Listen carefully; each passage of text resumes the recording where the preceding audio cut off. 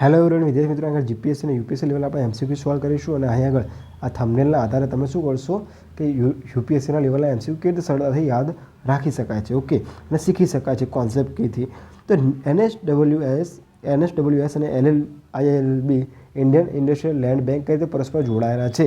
તો આપણે વિડીયોમાં જોયું હતું, વિદ્યાર્થીઓ ક્લાસ જે લીધો એમાં જોયું હતું આઈઆઈએલબી ખેડૂતો સહાય કરે છે. ના, એ કંપની માટે જ કામ કરે છે, શિક્ષકો માટે નથી અને આર્થિક વ્યવહાર માટે પણ નથી. તે ઓનલી ફોર શેના માટે કામ કરે છે? આઈઆઈએલબી ન્યૂઝમાં એનએસડબલ્યુએસમાં ઔદ્યોગિક જમીન વિશેની પૂરેપૂરી માહિતી પ્રોવાઈડ કરાવી આપે છે કે ક્યાં આગળ આખા ઇન્ડિયામાં કઈ કઈ જગ્યાએ જમીન ખાલી છે અને એનું વન સ્ટોપ સોલ્યુશન કયું છે જેવા માધ્યમોની માહિતી કોણ પૂરી પાડી શકે છે? એનએસડબલ્યુએસ, જેના આધારે ઔદ્યોગિક ક્રાંતિ આવી શકે છે.